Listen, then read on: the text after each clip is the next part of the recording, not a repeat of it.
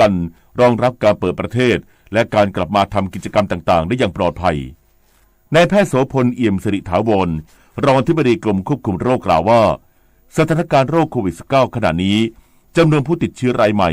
ผู้ป่วยปอดอักเสบใส่ท่อช่วยหายใจและเสียชีวิตลดลงอย่างต่อเนื่องภาพรวมอยู่ในช่วงระยะขาลงทั้งประเทศอย่างไรก็ตามการเปลี่ยนผ่านโรคโควิด -19 ไปสู่โรคประจำถิ่นนั้นหนึ่งในมาตรการสำคัญคือประชาชนต้องได้รับวัคซีนทั้งเข็มปกติและเข็มกระตุ้นครอบคลุมทุกกลุ่มโดยแต่ละจังหวัดต้องมีความครอบคลุมของวัคซีนเข็มกระตุ้นไม่น้อยกว่า60%เพราะข้อมูลวิจัยจากต่างประเทศและจากการศึกษาของนักวิทยาศาสตร์ไทยพบว่าเมื่อฉีดวัคซีนแล้ว 4-6 เดือนภูมิคุ้มกันจะลดลงต้องฉีดเข็มกระตุ้นจึงจะสามารถป้องกันการติดเชื้อการป่วยหนักและเสียชีวิตได้ดีแต่จากข้อมูลวันที่ 2 มิถุนายน 2565 พบว่ามีผู้ที่ครบกำหนดต้องฉีดเข็มกระตุ้นเข้ารับการฉีดประมาณครึ่งหนึ่งเท่านั้นโดย 20 จังหวัดที่ประชาชนฉีดวัคซีนเข็มกระตุ้นได้น้อยเมื่อเทียบกับจำนวนประชากรที่ถึงกำหนดรับเข็มกระตุ้นแล้วได้แก่จังหวัดนราธิวาสปัตตานีสตูลยะลาบึงกาฬสกลนครหนองบัวลำพูนครศรีธรรมราชชุมพรจังหวัดนราธิวาสพัทลุงปัตตานีตรังสตูลเลยยะลากาฬสินธุ์แม่ฮ่องสอนหนองบัวลำพูนครศรีธรรมราชได้แก่จังหวัดนราธิวาสพัทลุงปัตตานีตรังสตูลเลยยะลากาฬสินธุ์แม่ฮ่องสอนให้มารับวัคซีนเข็มกระตุ้นเพื่อมีภูมิคุ้มกันมากขึ้นเพียงพอรองรับการเปิดประเทศและใช้ชีวิตได้เป็นปกติมีความปลอดภัยมากขึ้น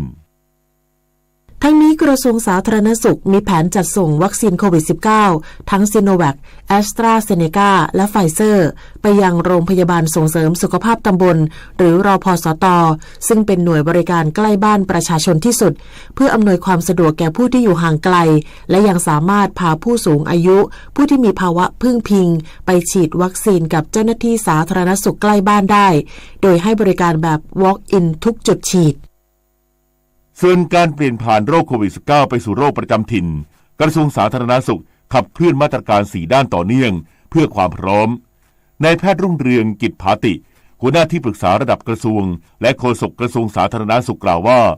สถานการณ์การระบาดของโรคโควิด -19 ของไทยถือว่าดีขึ้นมากเร็วกว่าที่คาดการไว้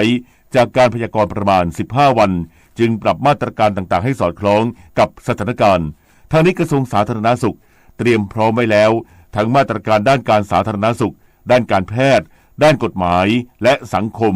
และด้านการสื่อสารเพื่อเดินหน้าโรคโควิด -19 สู่โรคประจำถิ่นการก้าวข้ามโควิด -19 ไปสู่การเป็นโรคประจำถิ่นหรือสิ้นสุดการระบาดปัจจัยสำคัญที่สุดณขณะนี้คือเชิญชวนพี่น้องประชาชนโดยเฉพาะกลุ่มเสี่ยงนะครับมารับวัคซีนเข็มกระตุ้นขณะนี้เนี่ยเรามีการเตรียมความพร้อมโดยการดูแลผู้ป่วยผู้ที่ติดเชื้อรวมถึงภาวะรองโควิดด้วยระบบการแพทย์เนี่ยเรามีช่องทางในการดูแลประสานส่งต่อไปยังแผนกต่างๆสำหรับมาตรการด้านกฎหมายและสังคมก็จะมีการปรับให้สอดคล้องในระยะถัดไปคือมีการปรับจากโรคติดต่ออันตรายเป็นโรคติดต่อที่เฝ้าระวังนะครับและขณะเดียวกันเนี่ยก็จะปรับลดมาตรการต่างๆเพื่อให้นะครับพี่น้องประชาชนสามารถใช้ชีวิตใกล้เคียงปกติภายใต้วิถีชีวิตใหม่มากที่สุดสิ่งสำคัญที่สุดก็คือความเข้าใจความรู้ด้านสุขภาพของพี่น้องประชาชนและการปรับตัวโดยพฤติกรรมต่างๆนะครับเรายังคงต้องเน้นย้ำพฤติกรรมสุขอนามัยที่พึงประสงค์นะครับมาตรการเรื่องหน้ากากอนามัยในสถานที่เสี่ยงจะมีความสำคัญนะครับอยากให้พี่น้องประชาชนทำลงรักษามาตรการดังกล่าวโดยเฉพาะผู้ที่มีอาการคล้ายไข้หวัดนะครับถ้าท่านมีความจำเป็นต้องออกไปข้างนอกหรือไปสัมผัสผู้คนเนี่ยขอให้เน้นย้ำเรื่องการสวมหน้ากากอนามัยเน้นสุขนิสัยเรื่องการล้างมือนะครับหลังเปิดจำหน่ายสลากดิจิทัลผ่านแอปพลิเคชันเป๋าตังตั้งแต่วันที่ 2 มิถุนายนที่ผ่านมาประชาชนให้การตอบรับและสนใจซื้อสลากเป็นจำนวนมากเนื่องจากสามารถซื้อได้ในราคา80 บาทตามที่กำหนดไว้จริงถือเป็นการแก้ไขปัญหาสลากเกินราคาได้อย่างเป็นรูปธรรมหลังภาครัฐนำร่องเปิดจุดจำหน่ายสลาก80หลายพื้นที่ไปแล้วก่อนหน้านี้รายละเอียดติดตามจากเอกวินกากนิกข้อมูลล่าสุดวันนี้มียอดจำหน่ายสลากดิจิทัลแล้วกว่า4ล้านใบจากผู้ซื้อกว่า1ล้านรายสะท้อนถึงความต้องการซื้อสลากในราคายุติธรรมและความสำเร็จจากการแก้ไขปัญหาสลากเกินราคาของภาครัฐที่เริ่มเห็นผลเป็นรูปธรรมมากขึ้นนายธนกร วังบุญคงชนะโฆษกประจำสำนักนายกรัฐมนตรีเปิดเผยว่าพลเอกประยุทธ์จันทร์โอชานายกรัฐมนตรี พอใจการดำเนินโครงการสลากดิจิทัลถือได้ว่าเป็นการเริ่มต้นที่ดีสามารถแก้ไขปัญหาการขายสลากเกินราคาได้พร้อมมอบหมายคณะทำงานให้ติดตามและประเมินผลการดำเนินโครงการเพื่อปรับปรุงระบบให้มีความพร้อมขณะเดียวกันฝากย้ำเตือนประชาชนอย่าซื้อจนเกินกำลังจนสร้างความเดือดร้อนให้ตัวเองและครอบครัวด้านพันโทหนุนสันสนาคมผู้อำนวยการสำนักงานสลากกินแบ่งรัฐบาลเปิดเผยว่าขณะนี้ประชาชนสนใจซื้อสลากดิจิทัลเป็นจำนวนมากซึ่งมีความสะดวกและไม่ต้องออกไปซื้อสลากนอกบ้านขณะเดียวกันสำนักงานสลากยังได้เปิดจุดจำหน่ายสลาก80จำนวน 1,000 จุดทั่วประเทศล่าสุดมีจุดจำหน่ายแล้ว500อำเภอจาก800อำเภอคาดว่าจะครบภายในเดือนกรกฎาคมนี้จะครบ1,000 จุดเลยเนี่ยอย่างเร็วคือ1 กรกฎาคมทั่วประเทศนะครับแต่ถ้าช้าสุดก็คือเริ่มขาย2 กรกฎาคมคืองวดวันที่16 กรกฎาคมเต็มลูกก็คือ 2,500,000 ใบรวมกับสลากดิจิตอล5 ล้านใบก็เป็น 7,500,000 ใบเศษที่เป็น80 บาทแน่นอนขณะที่นายธนวัฒน์ พลวิชัยกรรมการและโฆษกคณะกรรมการสลากกินแบ่งรัฐบาลระบุว่าสลากดิจิทัลจำนวน5 ล้านใบเป็นการเริ่มต้นสร้างสมดุลระหว่างผู้ซื้อกับผู้ขายยืนยันผู้ค้าสลากแบบใบยังสามารถขายควบคู่กันไปได้เชื่อว่าในอนาคตจะมีการปรับตัวและเกิดความสมดุลในที่สุดเรายึดประโยชน์ของ3ส่วนสำคัญคือ1ผู้ซื้อขายในราคา80 บาท2เนี่ยก็คือยึดประโยชน์ของคนขายเนี่ยจะได้ประโยชน์อย่างเต็มที่เขามีทางเลือกว่าจะเข้าระบบหรือว่าจะขายเองและในอนาคตเนี่ยเขาสามารถผสมผสานว่าเขาจะขายเองด้วยและเข้าระบบด้วยเราทดลองระบบเป็นแซนด์บ็อกซ์เริ่มที่5 ล้านใบคือ 5% มันไม่สามารถที่จะไปโน้มน้าวให้คนที่ขายนอกระบบเนี่ยขายไม่ได้ถ้าสมมติประชาชนปรับตัวเนี่ยและคนขายปรับตัวมันเป็นสมดุลตลาดนะครับเชื่อว่าคนขายจะอยู่ด้วยกันได้แบบสมดุลเราไม่ได้ทำร้ายระบบแน่ๆคนขายข้างนอกยังขายได้นะครับมาตรการแก้ไขปัญหาสลากกินแบ่งรัฐบาลเกินราคาทั้งการจำหน่ายสลากดิจิทัลและโครงการสลาก80 บาทมีเป้าหมายเพื่อให้ประชาชนได้ซื้อสลากในราคาที่ยุติธรรมซึ่งสำนักงานสลากเพียงแต่สนับสนุนและจัดหาช่องทางการจำหน่ายในราคา80 บาทเท่านั้นโดยสลากทุกใบยังคงเป็นของตัวแทนจำหน่ายรายย่อยนอกจากประชาชนจะสามารถซื้อสลากได้ในราคาที่กำหนดยังเป็นการช่วยส่งเสริมอาชีพส่งเสริมรายได้ให้กับตัวแทนจำหน่ายรายย่อยอีกด้วยเอกวินกากะนิกรายงานวันที่5 มิถุนายนของทุกปีเป็นวันสิ่งแวดล้อมโลกซึ่งปีนี้กระทรวงทรัพยากรธรรมชาติและสิ่งแวดล้อมมุ่งหวังเห็นคนไทยปรับเปลี่ยนพฤติกรรมเพื่อลดผลกระทบต่อสิ่งแวดล้อมนายวราวุฒิศิลปะอาชารัฐมนตรีว่าการกระทรวงทรัพยากรธรรมชาติและสิ่งแวดล้อมกล่าวว่าในโอกาสวันสิ่งแวดล้อมโลกประจำปี 2565 โครงการสิ่งแวดล้อมแห่งสหประชาชาติได้กำหนดประเด็นหลักว่า Only One Earth เพราะโลกนี้มีเพียงใบเดียวซึ่งในส่วนของประเทศไทยยังคงเดินหน้าอย่างจริงจังเพื่อที่จะบรรลุเป้าหมายความเป็นกลางทางคาร์บอนในปีค.ศ.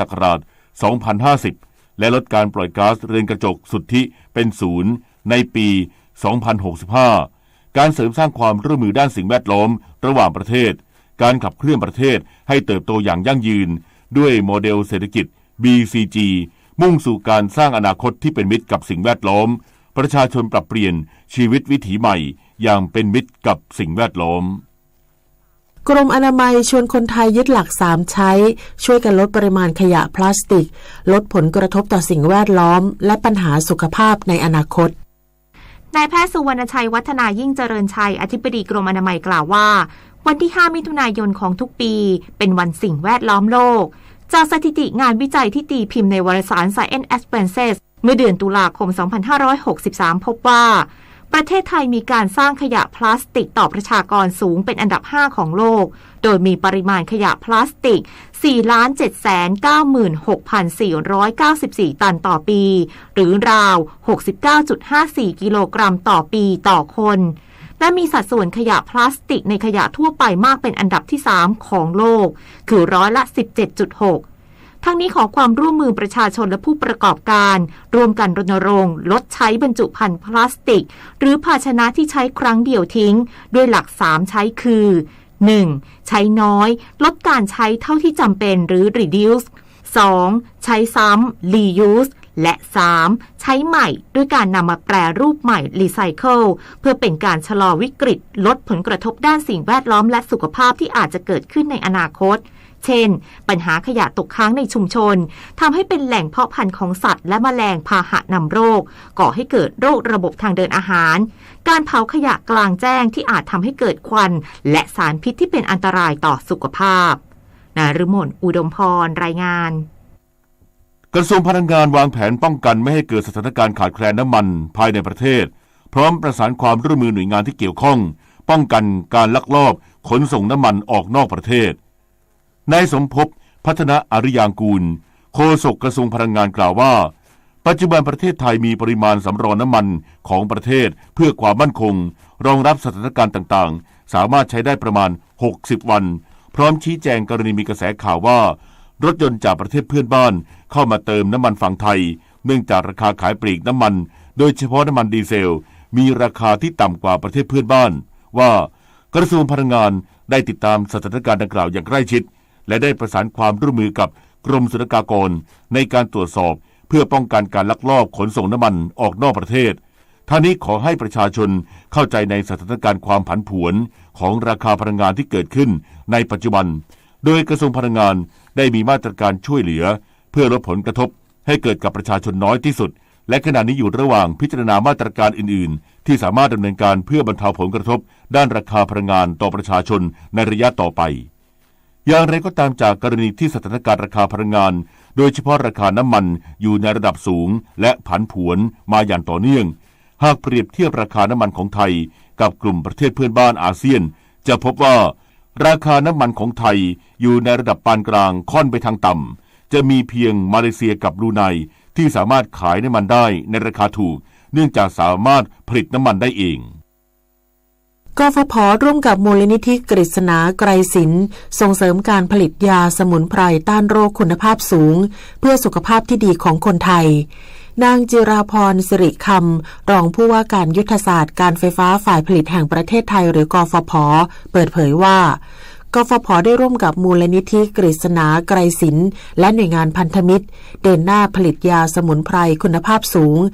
ภายใต้ลังกาสุกะโมเดลเพื่อให้ประชาชนได้เข้าถึงยาสมุนไพรที่มีคุณภาพ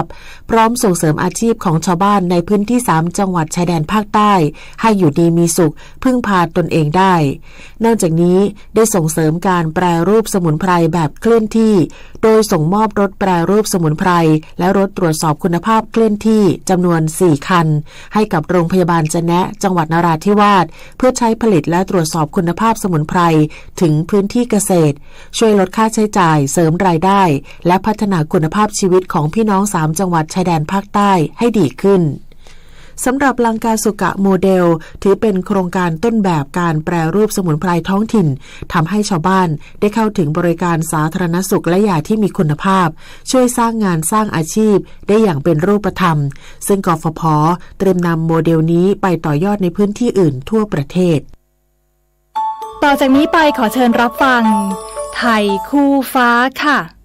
รัฐบาลสนับสนุนความเสมอภาคในการต่อสู้กับโรคระบาดของทุกประเทศทั่วโลกโดยร่วมลงนามในข้อตกลงโครงการแบ่งปันเชื้อชีวภาพกับองค์การอนามัยโลกซึ่งไทยและประเทศที่เข้าร่วมความตกลงจะส่งเชื้อโรคใหม่ๆตามความสมัครใจให้แก่ระบบศูนย์กลางทางชีวภาพหรือ WHO BioHub Systemเพื่อให้องค์การอนามัยโลกนำไปศึกษาวิจัยพัฒนาองค์ความรู้นำไปสู่การพัฒนายาวัคซีนและแนวทางป้องกันรักษาโรคอย่างมีประสิทธิภาพพร้อมทั้งกระจายยาและวัคซีนที่ได้จากการวิจัยให้แก่ประเทศต่างๆทั่วโลกโดยไม่แสวงหากำไรเนื่องด้วยบทเรียนจากโรคโควิด -19 ทำให้เห็นว่าทั่วโลกต้องร่วมมือกันเพื่อยกระดับความสามารถในการต่อสู้กับโรคระบาดและให้ทุกประเทศสามารถรับมือกับโรคอุบัติใหม่ได้อย่างรวดเร็วและเท่าเทียมค่ะสื่อสารภารกิจรัฐบาลกับสำนักโฆษกสำนักเลขาธิการนายกรัฐมนตรีเราจะสืบสานรักษาและต่อยอดและครองแผ่นดินโดยธรรมเพื่อประโยชน์สุขแห่งอาณาราษฎรตลอดไปพระปฐมบรมราชโองการพระบาทสมเด็จพระเจ้าอยู่หัวในพระราชพิธีบรมราชาภิเษกเมื่อวันที่4 พฤษภาคม พุทธศักราช 2562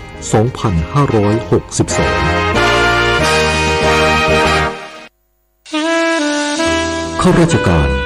ต้องแยกเรื่องส่วนตัวออกจากตำแหน่งหน้าที่และยึดถือประโยชน์ส่วนรวมของประเทศชาติเหนือกว่าประโยชน์ส่วนตนสารประโยชน์ของชาติและปวงประชาอีกหนึ่งหัวข้อเรื่องจริยธรรม ที่ข้าราชการพลเรือนทุกคนพึงควรปฏิบัติทำความดีเพื่อชาติไทย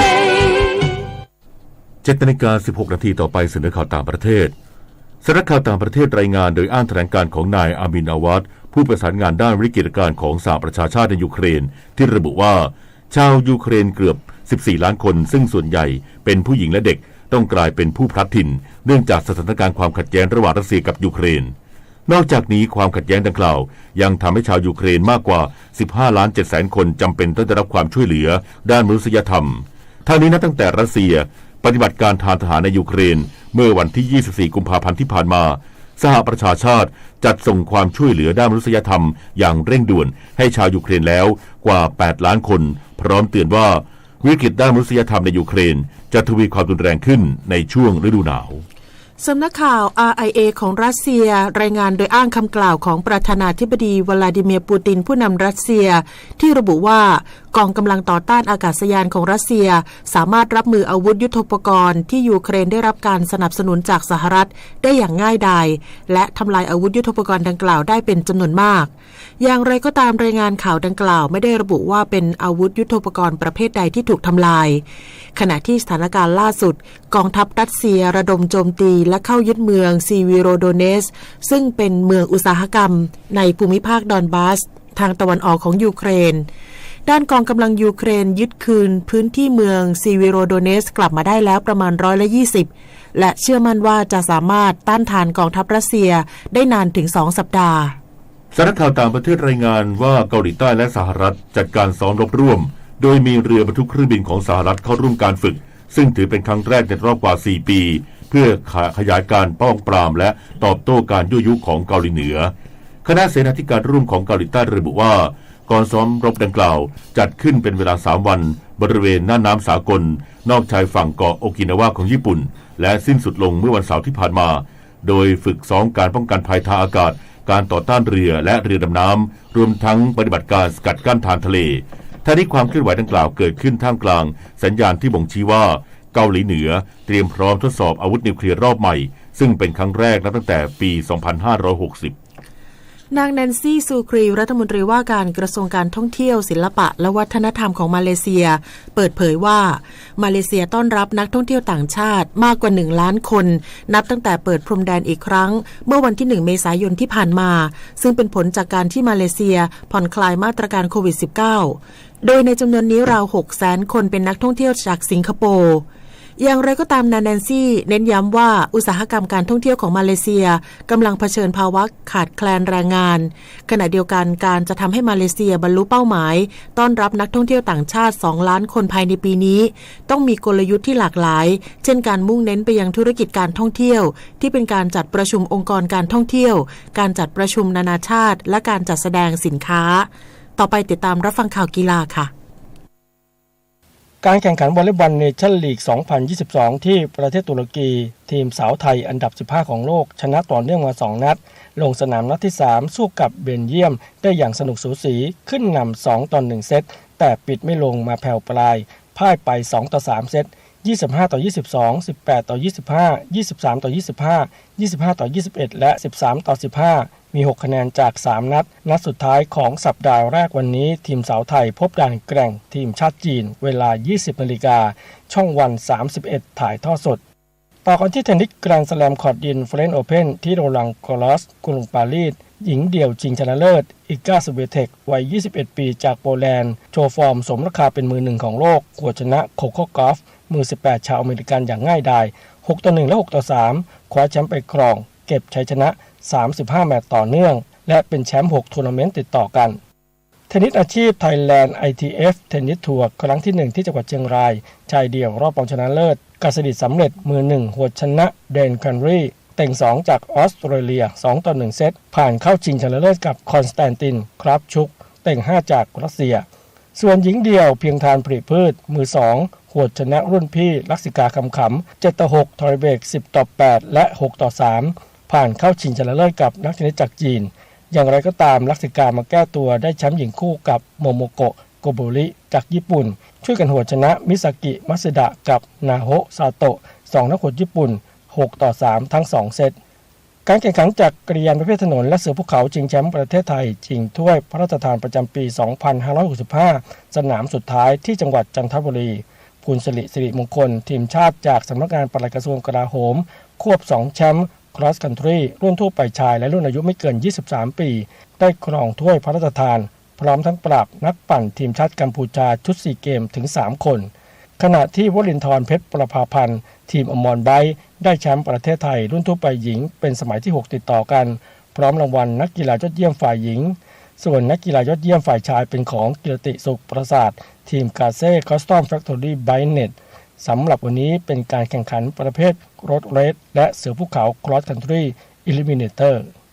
การแข่งขันกรีฑาเมนเรเลทีม To Complete in Korea จัดอันดับเวลาดีที่สุด16ทีมไปชิงแชมป์โลกทีมผลัด4คูณ100 เมตรชายไทยประกอบไปด้วยชยุทธคงประสิทธิ์สรอัดดาบบังศิริพลพันแพรและภูริพลบุญสอนวิ่งเป็นม้าสุดท้ายเข้าเส้นชัยคว้าแชมป์ที่เกาหลีใต้ด้วยสถิติ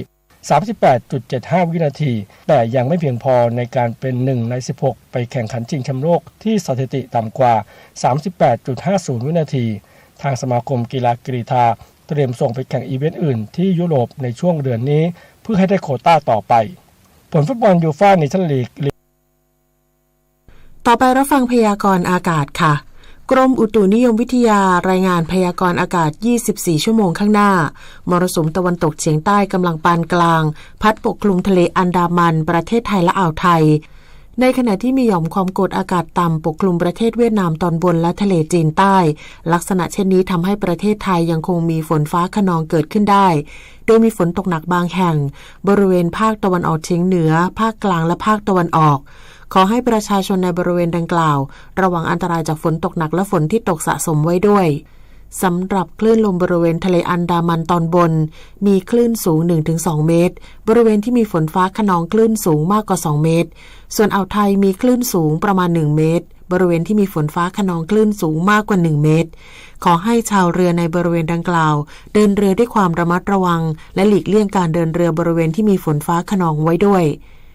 พยากรณ์อากาศตั้งแต่เช้าวันนี้จนถึงเช้าวันพรุ่งนี้ภาคเหนือมีฝนฟ้าคะนอง60%ของพื้นที่บริเวณจังหวัดแม่ฮ่องสอนเชียงใหม่ลำพูนอุตรดิตถ์ตากสุโขทัยกำแพงเพชรพิษณุโลกพิจิตรและเพชรบูรณ์ภาคตะวันออกเฉียงเหนือมีฝนฟ้าคะนอง70%ของพื้นที่และมีฝนตกหนักบางแห่งส่วนมากบริเวณจังหวัดหนองคายบึงกาฬอุดรธานีสกลนครนครพนม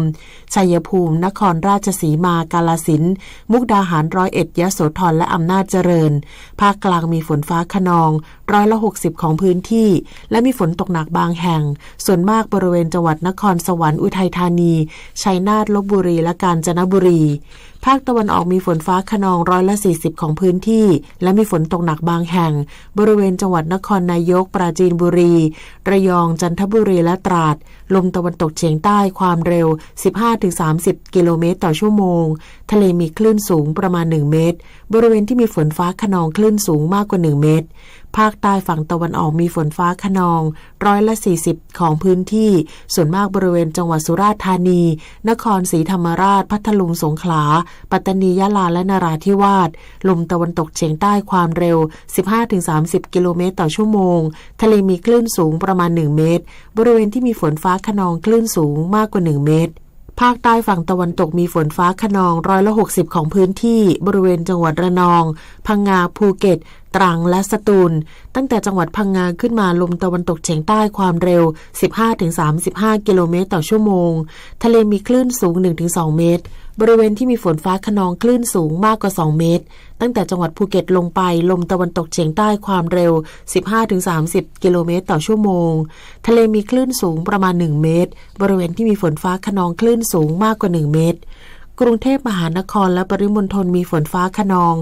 40%ของพื้นที่ส่วนมากในระหว่างบ่ายถึงค่ำสภาวะระดับน้ำในแม่น้ำเจ้าพระยาที่หน้ากองบัญชาการกองทัพเรือคำนวณโดยกรมอุทกศาสตร์กองทัพเรือวันนี้น้ำขึ้นเต็มที่เวลา 7:54 นาทีสูงกว่าระดับทะเลปานกลาง70เซนติเมตรน้ำลงเต็มที่เวลา 4:31 นาทีสูงกว่าระดับทะเลปานกลาง54เซนติเมตรและเวลา 17:14 นาทีต่ำกว่าระดับทะเลปานกลาง1เมตร15เซนติเมตร วันนี้ที่ประภาคารกาญจนาภิเษกแหลมพรหมเทพจังหวัดภูเก็ตดวงอาทิตย์ตกเวลา 18:42 นาทีกรุงเทพมหานครดวงอาทิตย์ตกเวลา 18:43 นาทีขณะที่เมื่อวานนี้กรมฝนหลวงและการบินเกษตรได้ขึ้นบินปฏิบัติการฝนหลวง2หน่วยปฏิบัติการช่วยเหลือพื้นที่การเกษตรที่ขาดแคลนน้ำบางส่วนของจังหวัดแพร่สระบุรีและลพบุรีและเพิ่มปริมาณน้ำเก็บกักให้กับเขื่อนสิริกิติ์จังหวัดอุตรดิตถ์1 นาทีกับกปท.หากคุณยังไม่หายจากความเหน็ดเหนื่อยกับการขับรถทางไกลและยังคงมีอาการง่วงนอนหรืออ่อนเพลียทำให้อาจพักผ่อนนอนหลับในรถในขณะจอดรถแต่ต้องระมัดระวังว่าการนอนหลับในรถยนต์ที่จอดนิ่งขณะที่เครื่องยนต์ทำงานอยู่ก๊าซคาร์บอนไดออกไซด์จากท่อไอเสียจะถูกพัดลมเครื่องปรับอากาศดูดเข้าไปในห้องผู้โดยสารทางช่องแอร์ทำให้ผู้อยู่ในห้องผู้โดยสารสูดหายใจเอาก๊าซคาร์บอนไดออกไซด์เข้าไปโดยไม่รู้ตัวและก๊าซดังกล่าวนั้นจะทำลายระบบการหายใจทำให้สมองขาดออกซิเจนจนอาจทำให้เสียชีวิตได้ครับดังนั้นหากจำเป็นต้องนอนหลับในรถควรลดกระจกข้างลงมาทุกด้านข้างละประมาณ 2-3 นิ้วเพื่อให้สภาพอากาศในห้องโดยสารสามารถถ่ายเทได้โดยสะดวกครับด้วยความปรารถนาดีจากกรมประชาสัมพันธ์และกองทุนเพื่อความปลอดภัยในการใช้รถใช้ถนนกรมการขนส่งทางบกกระทรวงคมนาคมรู้รักภาษาไทยโดยความร่วมมือของสำนักงานราชบัณฑิตยสภาและกรมประชาสัมพันธ์วันนี้เสนอคำว่าปรอดตอนที่ 2ปรอดเป็นโลหะหนักที่ใช้ประโยชน์ได้หลายด้านทั้งในวงการแพทย์และวงการอุตสาหกรรมเช่นใช้ฉาบหลังกระจกเงาแต่ที่คนทั่วไปคุ้นเคยที่สุดคือใช้ผลิตเทอร์โมมิเตอร์เนื่องจากปรอดมีคุณสมบัติขยายและหดตัวได้เร็วเมื่ออุณหภูมิเพิ่มขึ้นหรือลดลงอัตราการขยายและหดตัวซึ่งสัมพันธ์กับ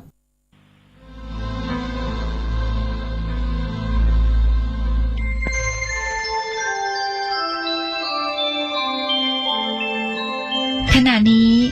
ท่านกำลังฟังสถานีวิทยุกระจายเสียงคลื่นเพื่อการศึกษาพระพุทธศาสนาและวัฒนธรรมระบบ FM 104.5 เมกะเฮิรตซ์ออกอากาศณวัดฝายหิน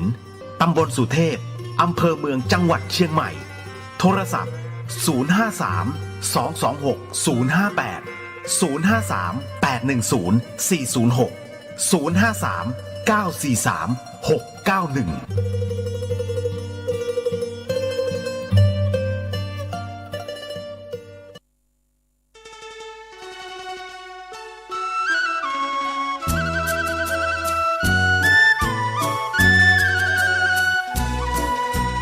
ความเจริญมั่นคงอยู่ที่ความเสียสละอดทนมั่นคงแข็งแรงแสวงหาความรู้ต่อสู้กับศักดิ์กำจัดสิ่งเสื่อมติดเสริมสร้างชีวิตพอมีพอเพียงพระบาทสมเด็จพระเจ้าอยู่หัวท่านรับสั่งให้ใช้ชีวิตพอมีพอเพียงเราก็อยู่กันได้เพราะฉะนั้นคนไทยต้องสมัครสมานสามัคคีหันหน้าเข้าหากันปรึกษาหากันรักกันฉันพี่น้องเราก็จะอยู่ได้เพราะเวลานี้ยุคโลกาภิวัตน์มันจะมีการเปลี่ยนแปลงทางขนบธรรมเนียมจริตประเพณีบางสิ่งบางอย่างก็ขอให้นึกถึงบรรพบุรุษของชาติว่าบรรพบุรุษปู่ย่าตายายเราได้สั่งสมอบรมลูกหลานของคนไทยทุกคนให้ตั้งอยู่ความสามัคคีมีความสมัครสมานกลมเกลียวเมตตาปราณีเอื้ออารีเอื้ออาทรในราชการเวลานี้ประเทศชาติของเราก็เจริญมั่นคงเพราะเหตุว่าคนไทยรวมน้ำจิตน้ำใจกันสร้างสรรค์ความเจริญงอกงามเพื่อความเจริญงอกงามแก่ชาติพระพุทธศาสนาสำนักงานของพระมหากษัตริย์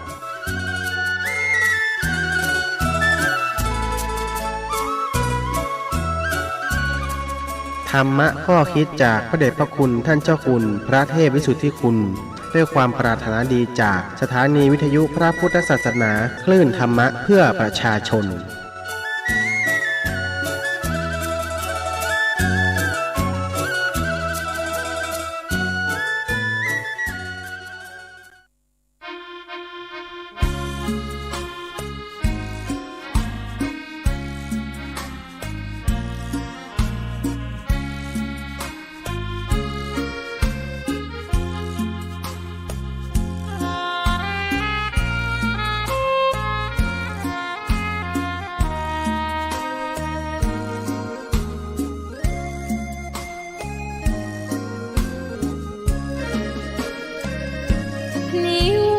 นธรรมถูกถ้อยคำเข้าถึงจิตใจฟังรายการวิทยุเสียงใสส่งถึงใจไปสู่ปลายนาสารธรรมน้อมนำมองพระศาสดาบอกผู้คนทั่วลาหันมาเข้าวัดฟังธรรมคลื่นเสียงนี้เป็นคลื่นธรรมะจากใจส่งถึงบ้านไกลบ้านไกลฟังได้สุขใจล้ำยามดึกดื่นผ่อน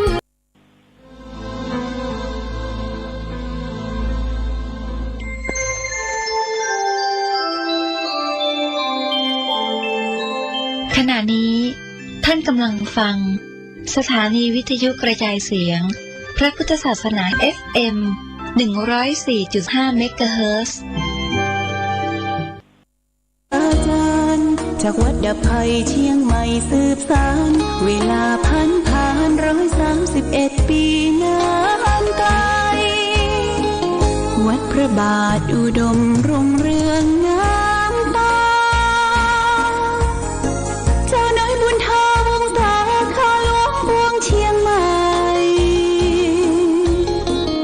ปกครองหัวเมืองฟ้าทุ่มเทแรงกายแรงใจทุกชาติพันธุ์รวมใจรักษามัคคี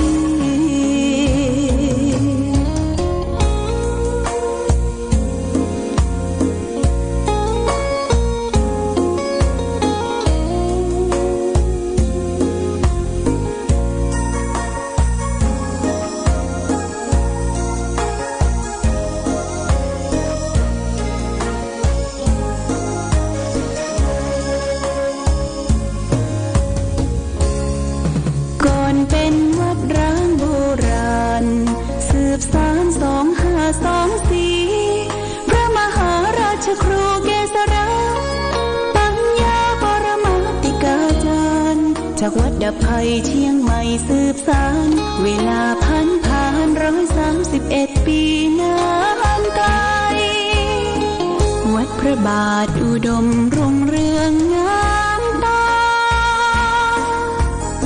เจ้านายบุญทาวงศาข้าหลวงพวงเชียงใหม่ปกครองหัวเมืองฟ้าทุ่มเทแรงกายแรงใจทุกชาติพันธุ์รวมใจรักษามัคคี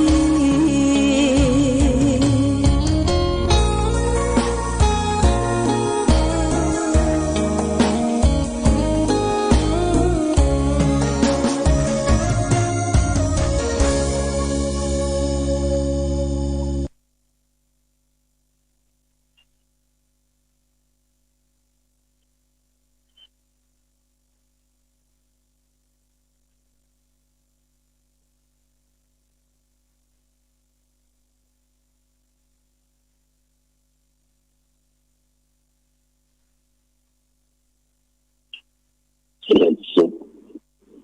ศรัทธาสาธุชนญาติโยมครับพุทธบริษัททั้งหลายวันนี้รายการธรรมะประทีปสองตาก็ได้มาพบปะกับพ่อแม่พี่น้องศรัทธาสาธุชนญาติโยมแอบครั้งหนึ่งวันนี้เป็นวันอาทิตย์ที่5 เดือนมิถุนายนพุทธศักราช 2565 ซึ่งตรงกับเดือน9เดือน7 ไต้ขึ้น6 ทับญาติโยมกันวันนี้เป็นวันดีเป็นวันมกราเป็นวันมงคลญาติโยมสาธุชนทั้งหลายเดือนเก้าก็ถือว่าเป็นเดือนของฟ้าของฝนของงานประเพณีต่างๆเดือนก็ จะเจอท้ายรายการว่ามีประเพณีการส่งน้ำที่ไหนพ่อตอนนี้ไปออกรายการอยู่สถานที่วัดมุกกราอำเภอเมืองขอนแก่นญาติโยมไปใกล้ๆกับวัดดอกแวพระธาตุสุขเก้าจัดเป็นโดมเป็นอาคารเก้าจัดใกล้ๆกับวัดดอกแวแต่วันนี้ได้เดินทางจากเมืองฝางโดยคณะร่วมมีพระสงฆ์จำนวน5 รูปและพลครับก็2 ท่านสำหรับพระสงฆ์นั้นก็มีอัตมาภาพแล้วก็ท่านพระครูที่ปรึกษาจังหวัดชัยอำเภอชัยปราการท่านพระครูวิจิตรคำพิรทัศน์ท่านพระครูศรีธรรมคุณวัดห้วยมูไตท่านพระครูสิริเจติยานุยุทธรองเจ้าวาดวัดเจดีย์งามท่านพระครูสถาพรธรรมพิสิทธิ์วัดเทพโตยได้เดินทางร่วมกันญาติโยมออกจากวัดพระบาทอุดมก็เวลาสักเกือบจะบ่ายโมงและวานนะออกเดินทางมาเรื่อยๆตามเส้นทางฝั่งเชียงใหม่แล้วก็มาเข้าทางลำปางก็เลาะตาจังอุตรดิตถ์เด่นชัยญาติโยมในช่วงที่เข้าจากวัดแต่อุตรดิตถ์ฝนตกตลอดทางญาติโยมทั้งสาธุชนฝนตกตลอดทางก็การเดินทางก็มาตามปกติคือจะช้าชะลอเราแวะตามปลายทางในช่วงเดือนนี้ก็มีผู้คนญาติโยมไปเที่ยวทัศนศึกษาตามที่เราได้ไปแวะตามสถานีปั๊มน้ำมันมีรถจอดกันแถวปลายกันไปทั่วแล้วก็มีพ่อค้าได้ขายเอาอาหารท้องถิ่นอย่างจังหวัดแพร่เนี่ยมันก็เอาอาหารท้องถิ่นมาเอาน้ำพริกลาบแพร่มาขายให้แก่ผู้ที่สัญจรไปมาแค่ผู้ไร้มันอะไรอย่างต่างๆก็ได้ขึ้นไปขายญาติโยมได้ขึ้นไปขายเพราะว่าเริ่มของการที่คนเอาจะต้องไปมาหาสู่กันหลังจากที่โควิดโรคโควิด-19มันค่อยจะหายไปแล้วก็เขาก็ได้ฉีดวัคซีนกันป้องกันแล้ว2 เข็ม 3 เข็มแล้วก็4 เข็มกระตุ้นเนี่ยก็คือคนเริ่มจะไปมาหาสู่ไปเยี่ยมพี่เยี่ยมน้องไปทัศนศึกษากันไปทั่วก็ดีอกดีใจญาติโยมก็เดินทางมาตลอดทั้งคืนมาถึงที่วัดมัดกราอำเภอเมืองจังหวัดขอนแก่นนะประมาณตีสามท่านพระครูศรีธรรมคุณวัดห้วยงูในเพิ่งเคยมาพักมาอาศัยที่นี่ก็โทรศัพท์เข้ามาว่าจะไปพักกายล้างหน้าล้างตาที่วัดมัดกราวัดนี้ก็เป็นวัดใหญ่ก็จัดสถานที่เตรียมต้อนรับเพราะว่าวันนี้เป็นการประชุมของคณะสงฆ์เวลาที่การอบรมประชาประชุมคณะสงฆ์จากวัดขอนแก่นก็จะมากันที่วัดมัดกราญาติโยมได้หลังจากนั้นก็ได้จัดโจกจัดอย่างเรียบร้อยแล้วก็ได้พระอุปการตัดญาติโยมทั้งสาธุชนเดี๋ยว8 โมงก็จะเคลื่อนละจะไปที่จังหวัดร้อยเอ็ดแล้วก็จะไปเยี่ยมท่านพระมหาแดงที่เคยอยู่เมื่อ 2-3 ปีก่อนที่วัดพระธาตุสิงห์มหาโพธิ์ เยี่ยมพระมหาแดงเอาของฝากไปนี่เรียบร้อยแล้วถวายเรียบร้อยแล้วจะเดินทางไปที่จังหวัดอุบลราชธานีอำเภอเดชอุดมวัดแสงเกษมวัดพระเจ้าใหญ่วัดแสงเกษมจุดมุ่งหมายในการเดินทางที่ไปทางภาคอีสานครั้งนี้ก็จะไปร่วมกันโปรดเมตตาบรรพชิตคือท่านพระครูอุดมพัฒนาธรหรือหลวงพ่อทิวขีท่านใจอาพาธจากเรืออ่อนแรงที่อยู่ที่วัดแสงเกษมจะได้ไปสืบชะตาแบบโบราณชะตาเสือและพร้อมกันนั้นก็จะได้ไปทัศนศึกษาที่ริมโขงญาติโยมที่ริมเป็นน้ำโขงวันที่6วันพรุ่งนี้นะวันนี้จะนอนที่จังหวัดอุบลวันที่6จะไปริมโขงจะไปดู 3,000 โบกญาติโยม 3,000 โบกคำบานเขาว่าที่ริมน้ำโขงมันจะมีหาดมีหินนะมีหินนี่เป็นลูกความพัดลูกญาติโยมแต่ช่วงนี้ก็จะมีเรื่องมีน้ำฝนเจิ่งตองขึ้นมาอาจจะหายไปบ้างหลังจากนั้นก็จะไปชมผาแต้มที่เป็นของโบราณยุคดึกดำบรรพ์ที่บรรพบุรุษได้เขียนผาแต้มเขียนเป็นลายสีลายรูปตัวบุคคลที่ริมแม่น้ำโขงหลังจากนั้นชมทัศนศึกษาหลายที่หลายทางก็กลับมานอนที่อำเภอเดชอุดมวันที่7นะจะอยู่วันที่7นี่ก็จะเป็นวันชื่อโบราณตาเป็นวันพระในประทับอันนี้ก็แจ้งญาติโยมทั้งสาธุชนว่าคือเจ้าไปที่ไหนอาจจะพลาดเพี้ยนไปเพราะว่าได้โทรศัพท์มาเข้าที่สถานีวิทยุชุมชนคณะสงฆ์อำเภอฝางของเอาแล้วก็จะได้เกาะเครือข่ายไปยังคลื่นสีขาวในช่วงที่กรมอุตุนิยมวิทยาก็บอกว่า18จังหวัดภาคเหนือตั้งแต่ห้องสอนลำพูนลำปางเชียงใหม่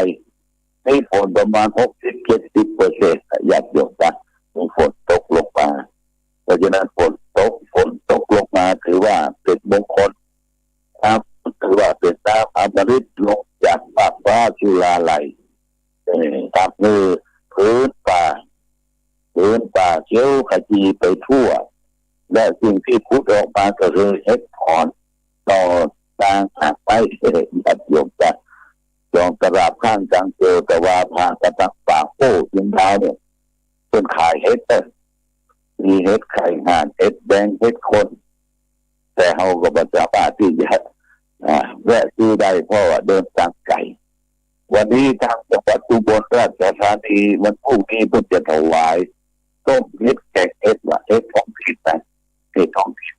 เห็ดปลอกก็เห็ดทอบเพิ่งจะว่าเห็ดทอบพอปีหลวงพ่ออันนี้ก็เป็นอาหารท้องถิ่นที่เกิดขึ้นตามฤดูฝนกับหลวงพ่อแต่ถึงก็อยู่ที่จังหวัดขอนแก่นแล้วและจะเดินทางต่อไปในวันนี้คืนนี้ก็จะพักที่จังหวัดอุบลราชธานีและที่เจ้าเดินทางร่วม5 รูปเป็นกับคนละครับคนขับรถมี2 คนจะต้องพวกแต่เห็นจัดกับหมดตากับเปลี่ยนกันครับแล้วก็ขับได้สักเกิดขึ้นถ้าใครรับแล้วก็พักกันอย่างเมื่อคืนที่แล้วมาถึงที่วัดบ้านกลางขอนแก่นนี่ก็ประมาณตี 3ว่าเข้าที่พักละก่อนรับตอนเอกกายหายไปตื่นขึ้นมาก็ได้ตักโจ๊กจับอย่างกาแฟก็ตื่นขึ้นมาก็จะได้เดินทางต่อวันนี้จะเอาหลักธรรมมาฝากเพื่อเกิดศรัทธาญาติโยมหลักธรรมที่ว่านี่ก็คือหลักธรรมที่ประสบความสำเร็จเราจะเนี่ยอย่างประสบความสำเร็จเนี่ยจะต้องมีหลักธรรมญาติโยม เรียกว่าอิทธิบาทคือคุณเครื่องให้สำเร็จด้วยความประสงค์มี4ข้อจับไปซึ่ง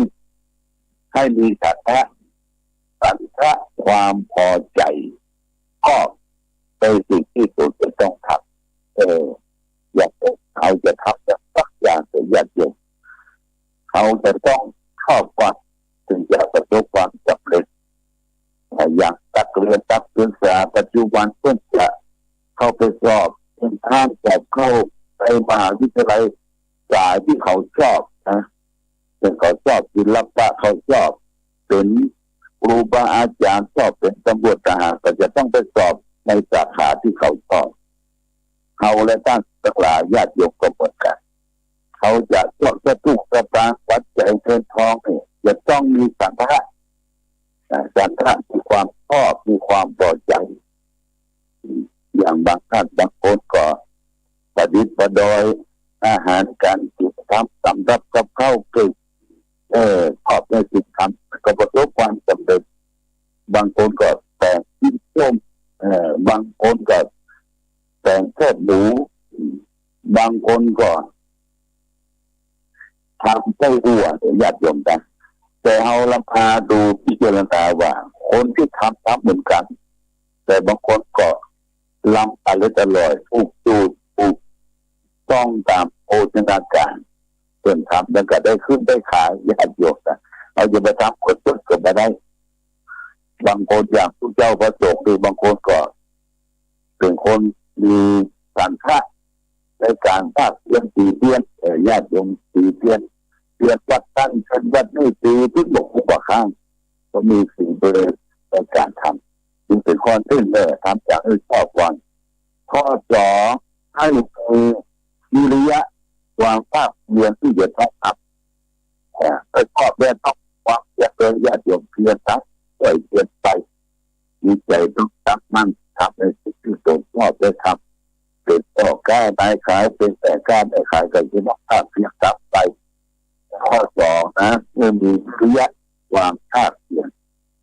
ข้อสามยิตตะได้เอาใจซักไปในสิ่งที่ผมทำนะแต่วางเพื่อแต่ทำยับเย้าแต่ทำที่ได้ชมทำด้วยใจตั้งมั่นแต่วางเพื่อมีข้อสามสำคัญยิตตะเอาจิตใจเอาฟักไฟในการกระทำทุกสิ่งทุกอย่างก็ประสบความสำเร็จแต่เดี๋ยวนี้ญาติโยมโคเท่ามันจิตใจบอกให้ตั้งมั่นจิตใจกับตัวเธอ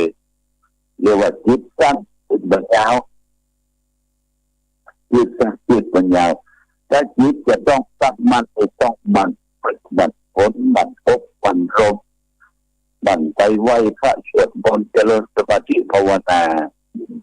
จิตใจเขาจะได้ตั้งมั่นจิตใจตั้งมั่นก็จะต้องประสบความสำเร็จที่เขาจะเอาจิตเอาใจในการกระทำเพราะว่าทั้งทางโลกและทางธรรมธรรมะข้อสุดท้ายก็คือวิปัสสนามันวิปัสสนาพิจารณาหาเอกาผลเรียกว่าสรุปผลที่เราทำการสักนิดการจากพึ่งมันได้ผลได้กำไรขาดทุนเป็นประการใดญาติโยมนะคือจะต้องสรุปผลโดยวิปัสสนามันพิจารณาสรุปผลสรุปแล้วว่าธรรมะที่ให้เขาประสบความสำเร็จเพราะว่าจากการงานทั้งทางโลกและทางธรรมนั้นให้มีสันทะมีความพอใจทำวิริยะมีความตั้งมั่นภาคเพียรที่จะต้องทำเป็นสิ่งนั้นและก็มีจิตตะเอาใจพัดไปเวลาทำแต่วางธุระจะทำจับเจ้าใจตั้งมั่นแต่นี่มันฟุ้งซ่านสุดท้ายจะรู้ผลก็คือปัจพิจารณาเราก็จะประสบความสำเร็จในการที่เราและท่านทั้งหลายจะทำงานเพราะว่าทั้งทางโลกทางธรรมเนี่ยประสบความสำเร็จด้วยอิทธิบาทสี่คือคุณเครื่องให้สำเร็จด้วยความประสงค์สี่อย่างนี่เป็นจาก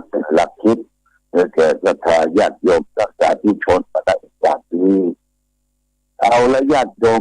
เดือนเก้านี่นะเดือนเก้านี่ประเพณีเดือนเก้าก็มีหลายวันสำหรับวัดพระบาทอุดมตาโบสาวาวนั่นก็ประเพณีส่งน้ำพระธาตุพระบาทพระเจ้าละแขกอนุสาวรีย์ครูบาเจ้าศรีวิจัยและขาดดวงตัวเป็นดวงวิญญาณของพระเจ้าฝางพระนางสามผิวทุกปี2 ปีที่ผ่านมาการที่เราก็ปล่อยไปไม่ได้ทำกันเป็นเม็ดเป็นหน่วยปีนี้ก็คงจะเริ่มโดยการสนับสนุนของเทศบาลตำบลเวียงป่าวันที่21เป็นวันเก้าเหนือแรง7 ค่ำก็จะมีการรวมตัวไหว้สาถวายเครื่องเส้นเครื่องไหว้อนุสาวรีย์ครูบาเจ้าอนุสาวรีย์ของพระเจ้าฝางพระนางสามผิวที่ลานพระโบสถ์จายาโดยการตักของท่านตามตัวฝางท่านนายกเทศมนตรีเทศบาลตำบลเวียงป่าคุณฐานิชกำมลรัตนานี่ก็จะได้เป็นประธานยัดปักร่วมกับท่านนายอำเภอฝางแล้วก็วันรุ่งขึ้นที่22มิถุนายนเป็นวันเดือนเก้าเหนือเดือนเก้าเหนือแรง8 ค่ำเป็นวันประเพณีส่งน้ำพระธาตุพระบาทท่านเจ้าระแข่งอนุสาวรีย์ครูพระเจ้าศรีวิจัยแล้วก็เขาก็จะได้ร่วมถวายพระทหารเพลแด่พระสงฆ์หัววัดหัววาต่างๆประมาณ35หัววัดที่ได้รับการนิมนต์มาเจริญพุทธมนต์ถวายจตุปัจจัยญาติโยมจะร่วมด้วยช่วยกันเป็นเจ้าภาพจตุปัจจัยสักไพยทานก็ชุดละ1,800ญาติโยมแต่แล้วก็โต๊ะจีนก็ประมาณ20โต๊ะละ1,800อันนี้ก็ที่ได้มีศรัทธาได้บอกมันนั้นคือหลวงพ่อโทรศัพท์ก็บอกก็คือพ่อหลวงปีมาได้จันทร์ผมยอดแก้วเหลืองบางจันทร์เป็นมือเพิ่งก็รับเป็นเจ้าภาพจัดพยาทาน2,000 บาทและเจ้าภาพโต๊ะจีน2 โต๊ะ 2,000 บาทแล้วก็มีให้จันตาไทยวงบางส่วนบอกโยมแม่ของท่านพระครูปริยัติพยาการสุขีดับว่าขอเป็นเจ้าภาพพยาทานเป็นตุ้นเป็นต่างๆก็ญาติโยมก็เตรียมตัวและเตรียมถึงตัวเพื่อใจตั้งหลักใจพ่อร่วมกุศลสามัคคีทำเป็นงานประเพณีส่งน้ำของวัดพระบาทอุดมวันที่22เดือนมิถุนายนและใกล้ๆในวันที่8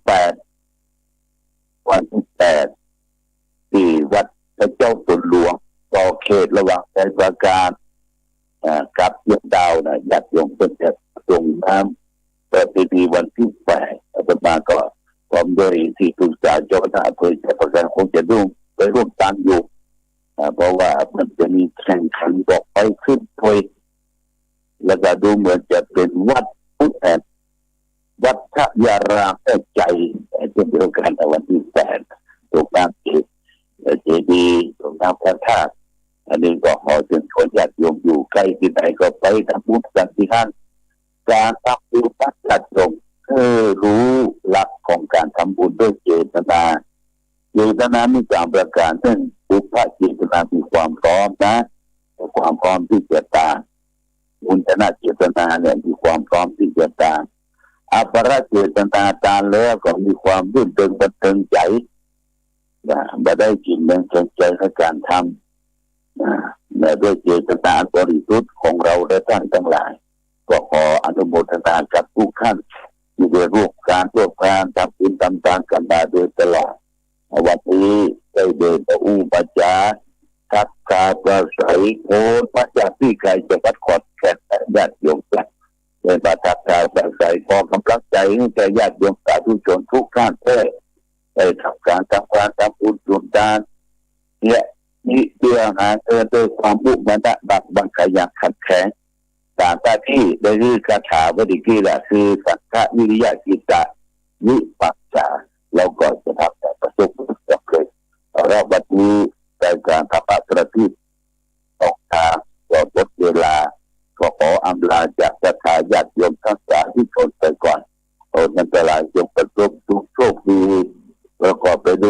ยุวัตสุขภระ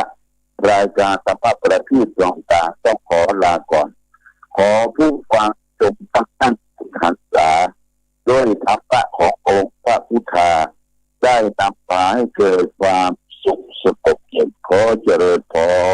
ร